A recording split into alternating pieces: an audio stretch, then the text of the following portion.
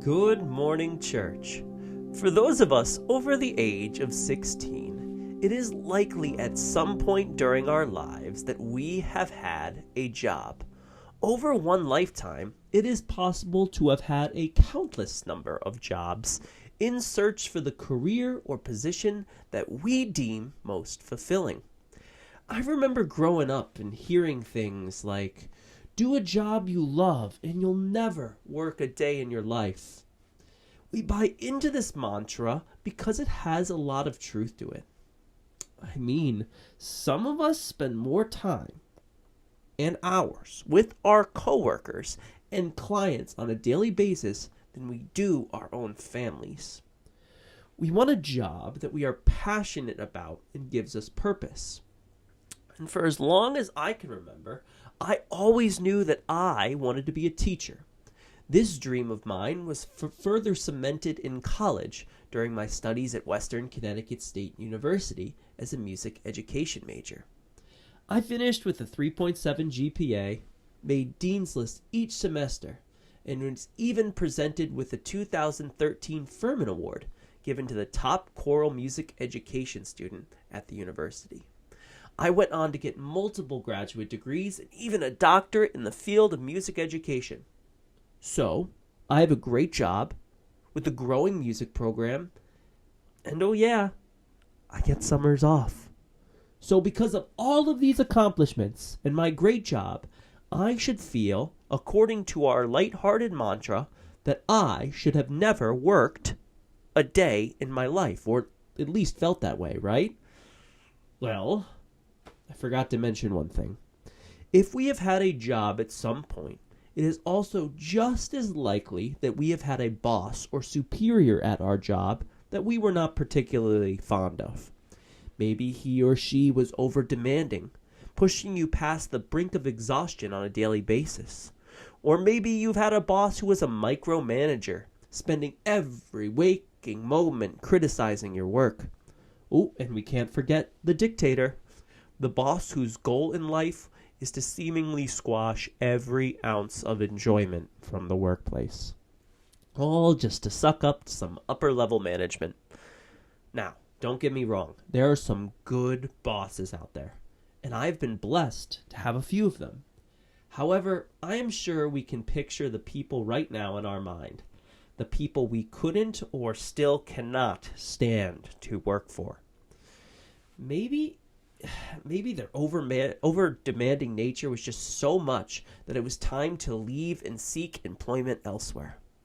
While some of us were fortunate enough to be able to change employers, there are many people around us who need to remain in a job that, quite frankly, makes them absolutely miserable. Oftentimes, people stay at jobs they don't like to provide for their family. Or maybe it's because they don't want to relocate. Or because they need the insurance, or maybe they don't have the resources or time to make a career change. In a modern society, which values your profession higher than it probably should, being stuck in a job you dislike can make you feel depressed, lonely, and hopeless. So, if you're in this position, you may ask yourself, how can I have a fulfilling life if I don't have a fulfilling job? Well, if we look to the Old Testament of the Bible, we can find Daniel and his friends in this exact position. They are the last righteous, God-fearing people in a land of corruption and tyranny. They may have a prestigious royal job, but their boss, King Nebuchadnezzar of Babylon, is no walk in the park to deal with. So, how do Daniel and his friends learn to live fulfilling lives working under an over-demanding, micromanaging dictator? Well, in our 3-part sermon series titled The Boss Man, we will discuss 10 strategies to improve your work and professional relationships using biblical principles found in the book of Daniel. Let us begin in chapter 2 of Daniel, verses 1 through 16, the word of the Lord. In the second year of his reign, Nebuchadnezzar had dreams. His mind was troubled, and he could not sleep. So the king summoned the magicians, enchanters, sorcerers, and astrologers to tell him what he had dreamed. When they came in and stood before the king, he said to them, "I have had a dream that troubles me, and I want to know what it means." Then the astrologers answered the king, "May the king live forever! Tell us, your servants, the dream, and we will interpret it." The king replied to the astrologers, "This is what I have firmly decided. If you do not tell me what my dream was and interpret it, I will have you cut into pieces and your houses turned into piles of rubble. But if you tell me the dream and explain it, you will receive gifts and rewards and great honor. So tell me the dream and interpret it for me." Once more they replied, "Let the king tell the servants the dream, and we will interpret it." Then the king answered, "I am certain that you are trying to gain time, because you realize this is what I have firmly decided. If you do not tell me the dream, there is only one penalty for you. You've conspired to tell me misleading and wicked things, hoping the situation will change. So then, tell me the dream, and I will know that you can interpret it for me." The astrologers answered the king, "There is no one on earth who can do what the king asks. No king, however great and mighty, has ever asked such a thing of any magician or enchanter or astrologer. What the king asks is too difficult. No one can reveal to the king except the gods, and they do not live among humans." This made the king so angry and furious that he ordered the execution of all the wise men in Babylon. So the decree was issued to put the wise men to death, and men were sent to look for Daniel and his friends to put them to death. When Arioch, the commander of the king's guard, had gone out to put to the death the wise men of Babylon, Daniel spoke to him with wisdom and tact. He asked the king's officer, "Why did the king issue such a harsh decree?" Arioch then explained the matter to Daniel. At this, Daniel went to the king and asked for time, so that he may interpret the dream for him. The word of the Lord. Man, I've had some bad bosses, but no one was nearly as bad as King Nebuchadnezzar. Over-demanding, micromanaging, and a dictator. The unholy trinity of bad leadership. So why is Daniel in this situation anyway? Why doesn't he just ditch this clown and go work somewhere else? Well, you may have missed some of my sermons previously on the book of Daniel. After Babylon besieged Jerusalem around 600 BC, King Nebuchadnezzar ordered these 4 bright men of Jewish royalty, Daniel, Hananiah, Mishael, and Azariah, to be taken captive back to Babylon. After a 3-year re-education process, the captives are given jobs within the king's administration. While it is not clearly stated what their jobs were, it is implied that service to the king could have included security for the king's family, education, research, military, spiritual guidance, and personal assistance to the king himself. Now, I am sure that Daniel and his friends longed for their previous life among their Jewish brothers and sisters. Given the right opportunity, I am sure they would have done anything to go back home. However, there are multiple reasons why these men are stuck in their miserable Babylonian occupation. First, their home in Jerusalem was essentially nothing more than ashes and rubble at this point. Nebuchadnezzar's troops had pillaged most of the city and its temple, leaving the men likely homeless. Second, what was salvaged from Jerusalem was now under the authority of Babylon, Judah's king. Joachim likely died during the siege or soon after the siege, and now Nebuchadnezzar replaced him with Zedekiah, who was essentially a puppet king who did whatever he said. And third, Most of the political leadership and military of Judah were taken captive back to Babylon, leaving no chance of a revolt to reclaim the land. So, Daniel and his friends have a decision to make. Work this miserable job for this awful king, or cease to exist. As we learned in chapter 1, Daniel was willing to cooperate with Babylon when it came to many elements of the re-education process. He chose to endure bodily mutilation, a sacrilegious name change, and a Babylonian-endorsed education over martyrdom or dying for his cause or for God. I am sure there were points during this process where Daniel really thought, is this worth it? However, we discover over and over again in the book of Daniel how the Lord uses Daniel to influence pagan political leadership to achieve his divine will. Okay, so you got a miserable boss and you can't quit. How do you make the situation better, or at least not as bad? Well, the first thing you can do is to make a good impression. Whether it's your interview, your first day, or you're just looking to make a fresh start, getting on your boss's good side early is typically a strategy for professional success. At the end of Daniel 1, we read how Daniel and his friends leave a good first impression on the king. Starting from Daniel verse 18, chapter 1. At the end of the time set by the king to bring them into his service, the chief official presented them to Nebuchadnezzar.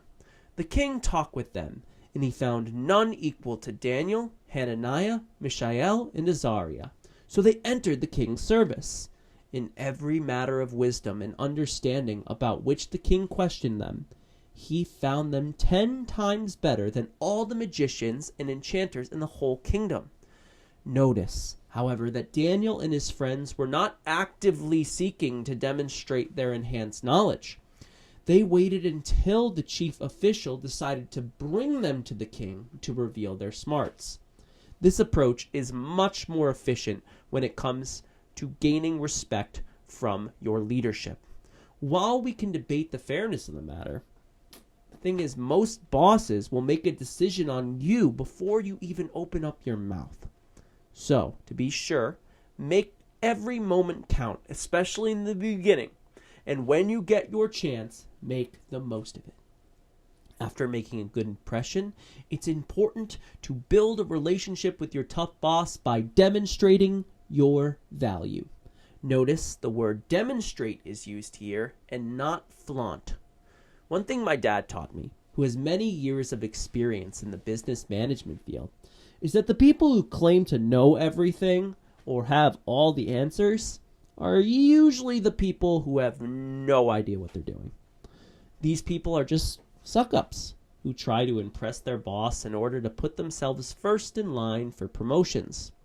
We see examples of suck-ups in chapter 2, verse 4, when the astrologers boastfully claim, "May the king live forever," and "Tell your servants the dream, and we will interpret it."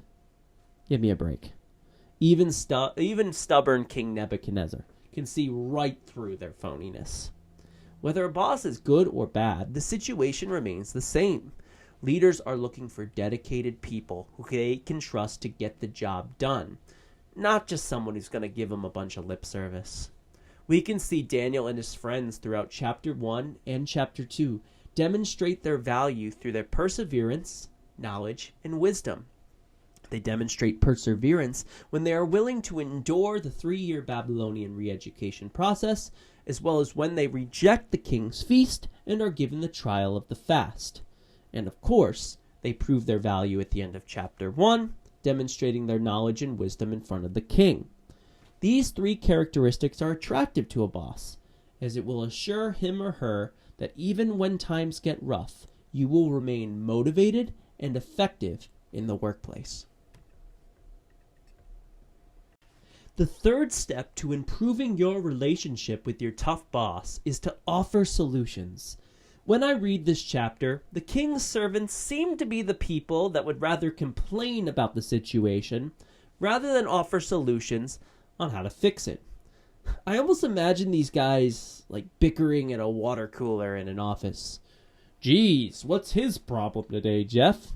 Well, Steve, Dumbledore had some wacky dreams last night, and he didn't get any sleep. And now he's all ticked off at us for no reason.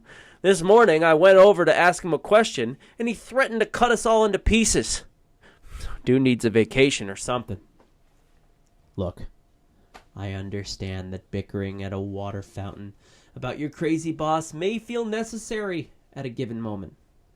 But understand that no matter how crazy your boss's request may be, he or she will always appreciate potential solutions over excuses, even if the potential solutions do not come to fruition. In Daniel chapter 2, we see Daniel as the figure who offers solutions to problems. Instead of mocking the king or entertaining the gossip, he begins by calmly questioning Arioch, the commander of the king's guards, to figure out as to why such harsh measures were taken by the king. He keeps his composure and refrains from immediate criticism. Realizing the king has probably overreacted, he immediately goes to the king, offering a solution. When he offers the solution, the king backs off the decree and provides Daniel with the time necessary to interpret the dream. So, let us recap. We have seen Daniel, our faithful employee, make a good impression, demonstrate his value, and offer solutions to problems. Now, these three behaviors are not just a valuable tool in the workplace, but they're also effective in the home, in our relationships, in marriages, and our walk with God. So, as a takeaway this week, I challenge you to apply these three behaviors into at least one of the categories mentioned before. Think about a person in your life whom you may have a fractured relationship with. Maybe it's someone in your work life, a relationship with a family member or a friend, or maybe even God. Next, pray to God for the strength to show compassion and empathy towards that person, even if they were the person that wronged you. Extending an olive branch is a great way to rebuild relationships and leave a good impression. Demonstrate your value to that person next by doing a good deed without any need or desire for credit. What sticks out is there's a great episode of Seinfeld where the character George does a nice gesture, buying the other character Elaine a big salad from a restaurant. However, he proceeds to spend the whole rest of the episode trying to get credit from her. More thanks for getting her the salad. Whether you receive a thank you or no response, or you are disappointed by the situation, God fully knows your intention behind each action and will be pleased with you regardless of the outcome. And lastly, pray to God about a solution on how to repair that relationship or aspect of your faith. Let God reveal the solution to you, and when it is clear, act on it. Like Daniel, calmly approach the situation with this person or God himself, without a grudge or personal agenda, and let the power of God begin to restore it. Now, it may not be an immediate fix, but if it is God's will, he will always deliver on his promises. My friends, I would like to thank you for watching the full sermon today, and I would like to personally invite you to Danbury Church of Christ for a Sunday worship service at 9:30. Our building is located at 90 Clapboard Ridge Road in Danbury, Connecticut. Following our 9:30 Sunday worship service, we will have Bible classes for all ages at 11 a.m. We hope to see you there.